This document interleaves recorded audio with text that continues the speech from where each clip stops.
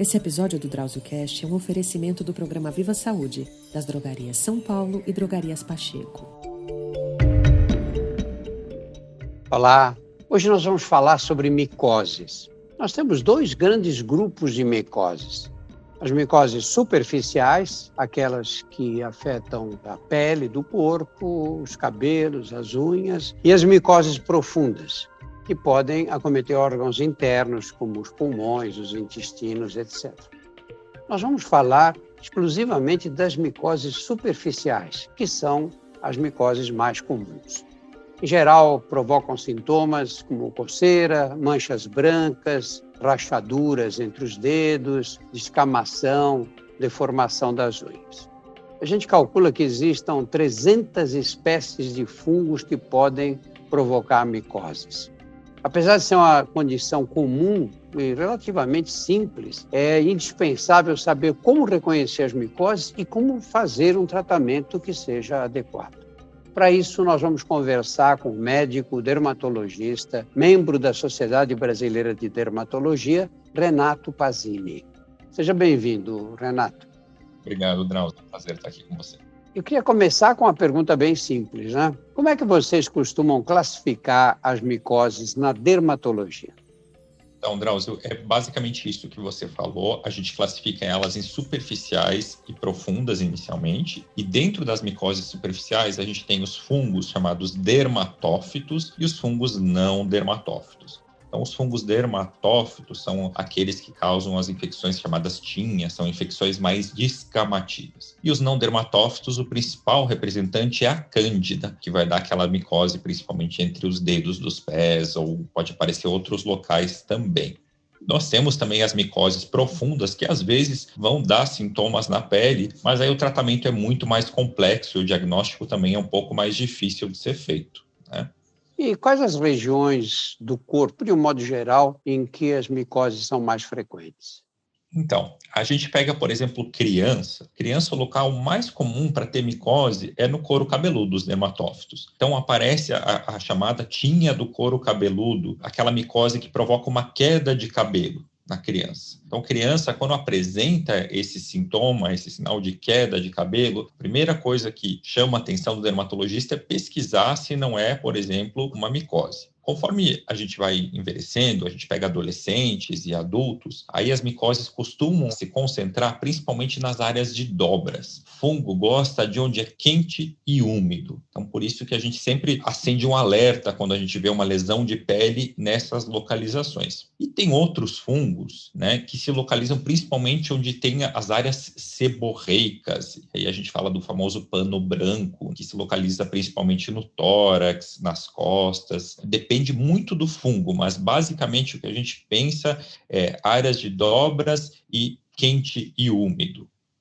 Você falou que eles gostam de áreas com dobras e de umidade, né? Hoje nós temos, você vê, especialmente crianças, adolescentes, até adultos, usam tênis o dia inteiro, né? E muitos desses tênis são fechados e mantêm os pés meio úmidos. Essa é uma das causas importantes de micose?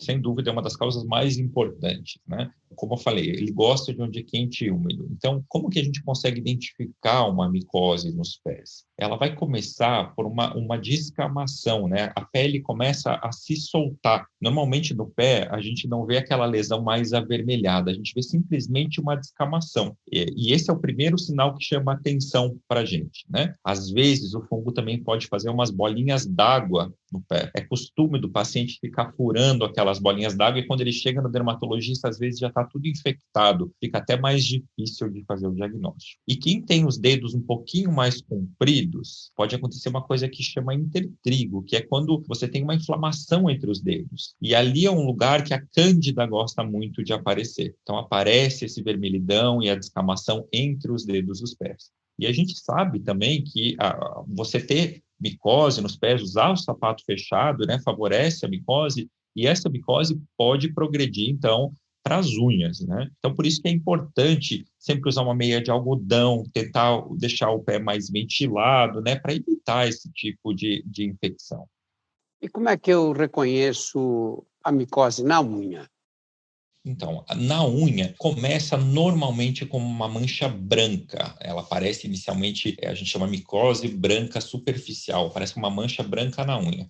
Conforme ela vai progredindo, a unha começa a se tornar amarelada, grossa e porosa. Então, a pessoa ela fica com dificuldade de cortar a unha, começa a ter uma descamação, principalmente naquela parte fora da pele da unha, né? Então, faz essa descamação e com pontos amarelados. Mas o diagnóstico mesmo, a gente precisa fazer um exame. Existem outras patologias que aparecem na unha, outras doenças, e que deixam muita dúvida, às vezes até mesmo no dermatologista. Será que é uma psoríase? Será que é um líquen? Então tem um exame muito simples que a gente pode fazer, que é um raspado dessa unha. Você faz um raspado da unha e vê ali no microscópio se tem a presença de fungo ou não. Com isso a gente consegue fazer um diagnóstico muito simples, às vezes até mesmo no consultório.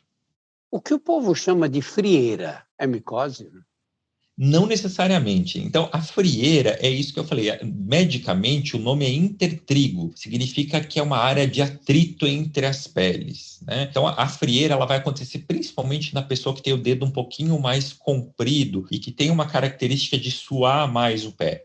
O atrito que vai fazer entre essa pele cria uma inflamação, que dermatologicamente, a gente vê por uma vermelhidão e às vezes faz até uma fissura, uma rachadura, né? Também, se a gente fica na dúvida, a gente faz esse exame micológico, é possível ter o diagnóstico. Aí, geralmente, o diagnóstico diferencial é com a cândida, que é um tipo de fungo que dá esse tipo de inflamação. E é preciso estar muito atento, né? A frieira, às vezes, quando ela abre a fissura, ela pode ser uma porta de entrada para outras infecções. Então, às vezes, você está com uma frieira paradinha e, de repente, o pé inteiro fica inflamado, aparece uma celulite. Então, a gente não pode ignorar esse tipo de afecção, precisa cuidar. E muitas vezes não é nem remédio, são simplesmente medidas que a gente faz que pode melhorar. Eu acho que existe um conhecimento grande da cândida, que é um fungo, né? E provocando infecções vaginais. A cândida vaginal, uma infecção frequente nas mulheres. A cândida dos bebês recém-nascidos, que forma aquele que o povo chama de sapinho, né? E muita gente acha que a cândida está restrita a essas localizações nas mucosas, mas é um fungo frequente na pele também, não é, Renato? Exatamente. A cândida, ela mora, digamos, na gente. E quando a gente tem um desbalanço dessa flora, quando tem condições propícias para ela se desenvolver, ela vai aparecer. Normalmente, como eu falei, a cândida gosta muito das áreas de dobras, ela gosta daquela umidade mais do que os outros fungos. E ela não faz uma lesão que descama, como no pé a gente tem aquela lesão descamativa. A cândida, ela faz umas bolinhas avermelhadas quando ela aparece na pele, como se fossem umas espinhazinhas. Nós chamamos isso de foliculite satélite, né? Então, é uma pista que a gente tem para o diagnóstico da cândida. Mas ela é um comensal da nossa pele, ela está ali, ela convive com a gente a nossa vida inteira. Então, por isso que a gente não consegue eliminar completamente, né? Aliás, todos os fungos, a gente tem uma certa quantidade na nossa pele, eles são importantes, fazem parte da nossa microbiota. Muitas vezes você tem lesões de micoses na pele provocada pelo grupo das tinhas, né? A gente chama de tinea corporis, né? E que provocam descamação, prurido no local. E às vezes isso é confundido com processos alérgicos, né? Com dermatite de contato. Como é que você, olhando para a lesão, faz a suspeita de ser uma micose e não um processo alérgico? A dica é que o fungo, ele parece como se fosse um anel que vai se alargando. Então, a gente vê que ele vai aumentando a periferia dele, vai abrindo, e essa borda desse anel, ela é descamativa, né? Faz uma descamação naquela região e o centro da lesão fica mais claro. Normalmente, quando é um processo alérgico, você não tem essa característica de anel, é uma placa inteira. Né? Tanto que o nome, né, quando a gente vê o nome nos Estados Unidos é ringworm, como se fosse um verme de anel, né? E essa é uma dica muito importante para a gente para fazer o diagnóstico das tinhas, né, que aparece na pele. Quando ela aparece no couro cabeludo também, ela faz umas áreas arredondadas de queda de cabelo e corta o cabelo bem na base. A gente fala como se fosse uma tonsura, né, como se tivesse raspado aquele cabelo ali naquela região. Uma das micoses mais comuns é que é conhecida pelo povo como pano branco. que é caracterizada por aparecimento de manchinhas esbranquiçadas mesmo, né, no tronco, especialmente, mas às vezes até na face, né? Parece manchas brancas na face. E, caracteristicamente, quando essas pessoas apanham sol, o que acontece com essas lesões? Elas aparecem mais ainda, né? O pano branco, né, é o chamado de ptiríase versicolor, é causado por um fungo que chama malacésia. A malacésia, ela impede a transferência de melanina para a pele. Então, na verdade, a maioria das vezes, quando está no inverno, a pessoa já tem a infecção, mas ela não percebe, porque ele está da cor da pele. Quando toma um sol em cima, a pele ao redor clareia e aí o fungo fica mais visível. Então, o pessoal pensa que pegou na praia, mas na verdade já estava carregando consigo mesmo antes. E é importante fazer o tratamento, né, para justamente evitar. Às vezes a pessoa vê a mancha branca e pensa, vou tomar um sol para equilibrar o tom da pele. E acaba piorando, fica muito mais visível. Uma coisa importante de falar é que a pessoa que tem o pano branco costuma ter uma infecção recidivante. Então, ela trata e aí dá 1 ano ou 2, aparece a infecção de novo. Normalmente, quando você tem essa infecção, significa que seu organismo ele tem uma dificuldade de combater aquele fungo. É um fungo muito fraquinho, ele vive só na parte mais superficial da pele, mas ele causa esse desconforto estético, principalmente. E aí a gente recomenda normalmente alguns sabonetes ou alguns shampoos com propriedade antifúngica para fazer a prevenção desse tipo de micose, né? Porque é chato, às vezes a pessoa vai tomar um sol e aparece tudo lá, as manchinhas brancas, né? As micoses que aparecem nos pés, por exemplo, são frequentes quando a pessoa mantém essa umidade nos pés, né? Você adquire, especialmente em clubes, em piscinas, não é? Que você entra em contato, pisa nos locais em que outras pessoas pisaram e depois não enxuga direito ou, enfim, acaba suando muito nos pés. E no caso do pano branco, da ptiríase versicolor, o que facilita? Por que a gente pega? Onde é que a gente pega esse tipo de fungo?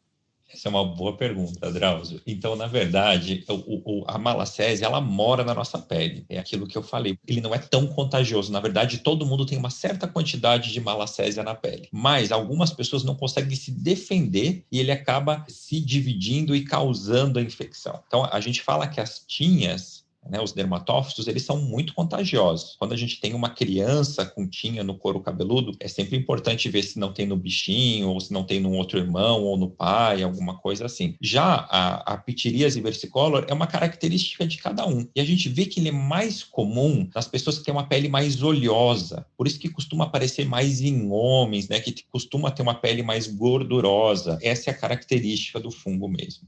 Por que o tratamento das micoses é tão demorado, Renato?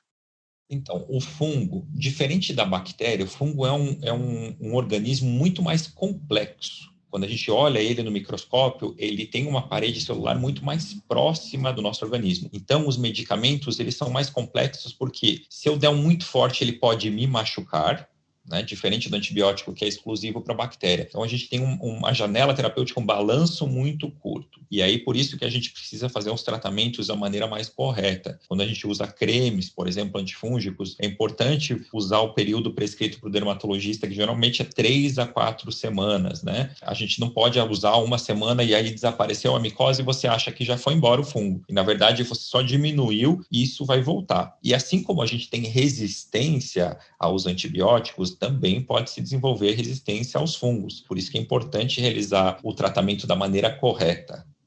Vamos pegar um caso de uma das micoses mais frequentes mesmo, que é essa que aparece nos pés, não é? Você, quando vê alguém com uma micose clara, com rachaduras no pé, etc., vocês usam preferencialmente pomadas antifúngicas ou pós-antifúngicos?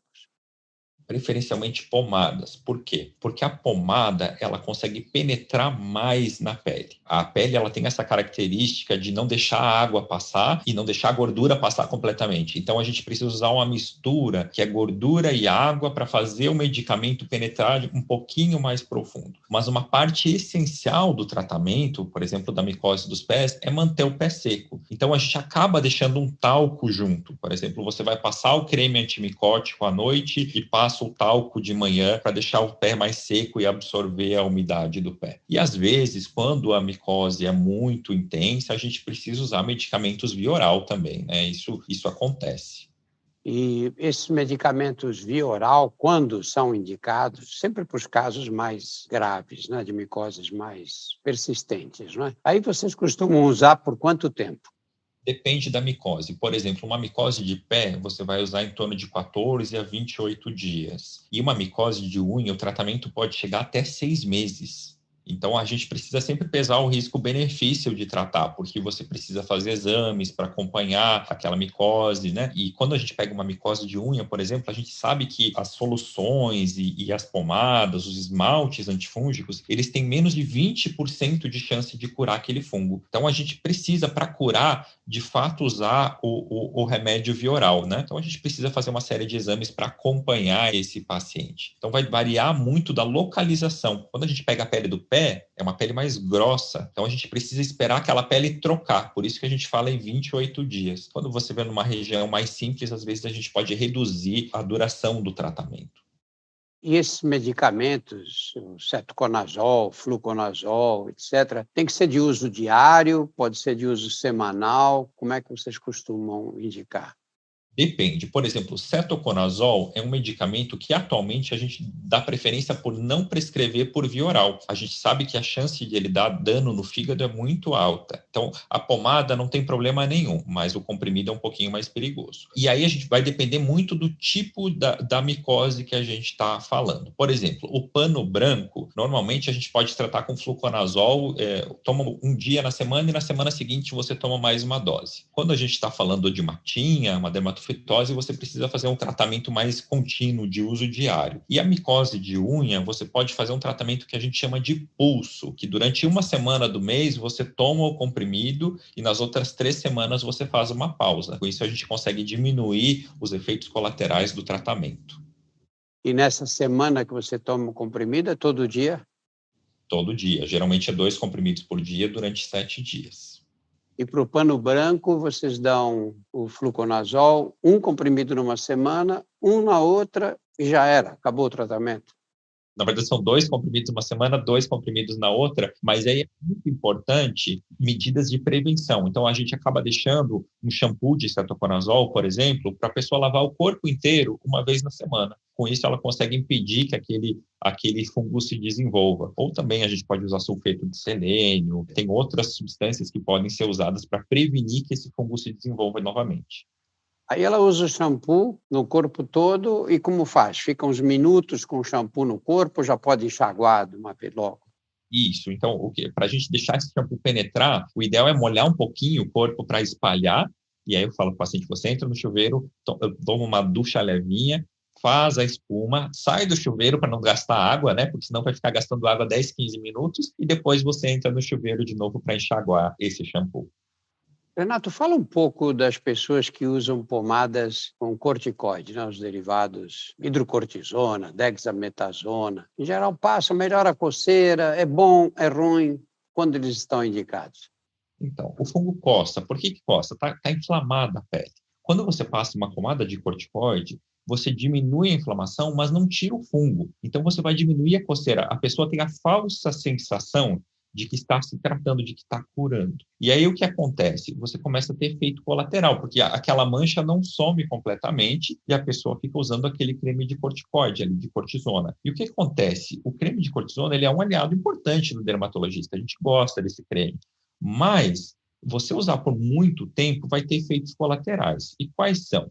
A pele começa a ficar muito fina, ela começa a ficar branca, fininha, às vezes abre até fissura. E quando passa em áreas de dobra, por exemplo, na virilha, pode aparecer até estrias. Então, às vezes, o paciente chega lá usando um creme de corticoide há 5, 6 meses e cheio de estrias na virilha ou nas axilas. Por isso que é importante você não usar uma pomada sem ter um diagnóstico correto, né? É importante consultar o especialista para fazer o diagnóstico correto e tratar. Nem tudo que aparece na pele é micose, nem tudo que aparece na pele é alergia, então existem vários tipos diferentes de pomada. E quando a gente usa, por exemplo, um creme de cortisona no bebê, às vezes pode absorver essa cortisona e é como se estivesse dando por via oral. A criança pode ganhar peso, né, ter alterações do crescimento. Então, elas são pomadas que têm um risco de causar um malefício muito grande. Elas precisam ser usadas sob supervisão.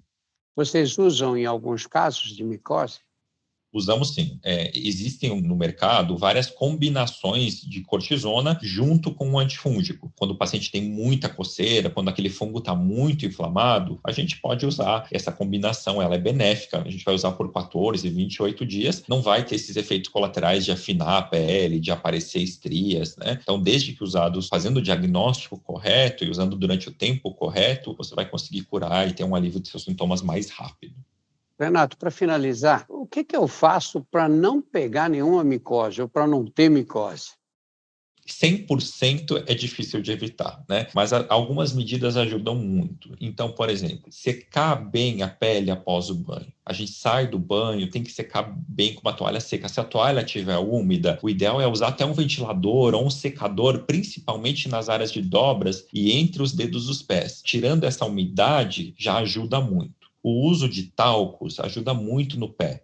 Então, quem tem uma propensão, tem mais suor no pé ou já teve uma micose, aí pode usar um talco que vai ajudar. E também a mesma coisa na virilha, né? Quem já teve micose, hoje em dia a gente tem talcos que vem numa apresentação de gel. Você passa o gel, ele absorve e fica o talco. Então, não vai ficar aquela coisa branca inteira na virilha, é uma coisa mais cosmética, muito mais agradável, né? Importante, quando fazer atividade física, suar, é importante não ficar com aquela cueca, aquela calcinha molhada, precisa trocar. Foi nadar na natação, né, usou a sunga, também não fica com aquela sunga depois, sai da piscina, tira a sunga, seca bem, coloca uma cueca limpa. Usar roupas de algodão que ajudam a ventilar mais, meias de algodão, evitar sapatos muito fechados, principalmente no verão. Então, essas são dicas que ajudam bastante a prevenir infecções fúngicas. Renato, muito obrigado pela sua atenção e pelos conhecimentos. Foi um prazer, Drauzio. Eu gostaria de deixar um último recado para vocês. Que no nosso portal vocês encontram outros episódios inéditos do DrauzioCast, além de outros podcasts da casa, como o Porquê Dói, Saúde Sem Tabu e o Outras Histórias, todos disponíveis nos principais agregadores. Não deixem de ouvir. Esse episódio do DrauzioCast foi um oferecimento do Programa de Relacionamento Viva Saúde da Drogaria São Paulo e Drogarias Pacheco. Muito obrigado pela atenção. Esse episódio do DrauzioCast é um oferecimento do programa Viva Saúde, das Drogarias São Paulo e Drogarias Pacheco.